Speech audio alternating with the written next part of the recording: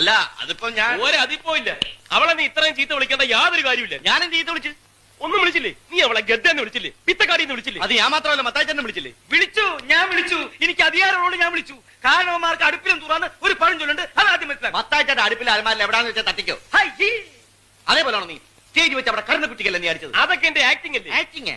അവക്ക് ടൈമിംഗ് ഇല്ലാത്ത എന്റെ കുഴപ്പമാണോ? നമ്മൾ അടിക്കുമ്പോ ഇങ്ങനെ നിൽക്കണം, നമ്മൾ അടിക്കുമ്പോ മുഖം കൊണ്ടുവന്ന അടിയുള്ളൂ. അപ്പൊ നീ മനപ്പുറം അടിച്ചല്ല. നിനക്ക് മനഃപൂർവ്വം തോന്നി. അതാണ് ആക്ടിങ്, നിനക്കില്ലാത്തത്. ചുമ്മാ അല്ലടാ. ഫസ്റ്റ് ഡേ 24 നാടകം ബുക്ക് ചെയ്തു. പിന്നെ കൂടെ അഭിനയിക്കുന്നവർ അണപ്പല്ലടിച്ചിളക്കിട്ടല്ലേ നാടകം ബുക്ക് ചെയ്യിക്കുന്നത്. വാഷ് പീസിന് അവളെ കട്ട ചോര തുപ്പിയത്, കട്ട ചോര. നന്നായി പോയി. നിന്റെ വൈഫൊന്നും അല്ലല്ലോ, പെങ്ങളൊന്നും അല്ലല്ലോ ഇത്ര ദണ്ണം വരാൻ. എനിക്കൊരു ദണ്ണമില്ല. അടുത്ത നാടകത്തിന് വേറെ നായിക ഉണ്ടായിക്കോണം. ഉണ്ടാക്കൂടാ. അവളെ ഈ ഭൂമിയിലെ അവസാനത്തെ നരിയൊന്നുമില്ലല്ലോ, വേറെ ഒന്നും ഉണ്ടാകാതിരിക്കാൻ. മത്തായിച്ചേട്ട അവൾക്ക് വരെ 1000 എണ്ണത്തിന് ഞാൻ കൊണ്ടുവരും. 1000 എണ്ണത്തിന്. 1000 എണ്ണത്തിനെ കൊണ്ടുവന്നിട്ട് നിന്റെ അപ്പൻ ചെലവിന് കൊടുക്കടാ. എടാ, ഒരെണ്ണത്തിന് കൊണ്ടുപോടാ. ഒരെണ്ണത്തിന് അവിടെ പോലെ അഭിനയിക്കാൻ കഴിയുന്ന ഒരെണ്ണത്തിന് കൊണ്ടുപോവാ.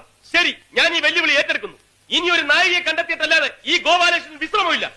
അപ്പൊ ഈ ജന്മത്തം വിശ്രമിക്കത്തൂല്ല. എടാ, നീ എവിടേക്ക് പോണേ? കണക്ക് നോക്കണ്ടേ? കണക്കൊക്കെ ഞാൻ നോക്കിയോളാ. നീ അവിടെ പോയി കിടന്നു പിത്തക്കാടി. പിത്തക്കാടി എന്റെ എന്താ നീ പറഞ്ഞേ? നീ എന്താ പറഞ്ഞ? എന്നെ പിത്തക്കാടി വിളിച്ചു. മത്തായിച്ചേട്ടല്ലേ എന്നെ വിളിച്ചത്? ഞാനാണ് വിളിച്ചത്. ആണോ? അപ്പൊ പിന്നെ എന്നെ വിളിച്ചതാരാ? തോന്നിയതാവും. ടെൻഷൻ എന്റെ സമനില തെറ്റിന്ന് തോന്നണേ.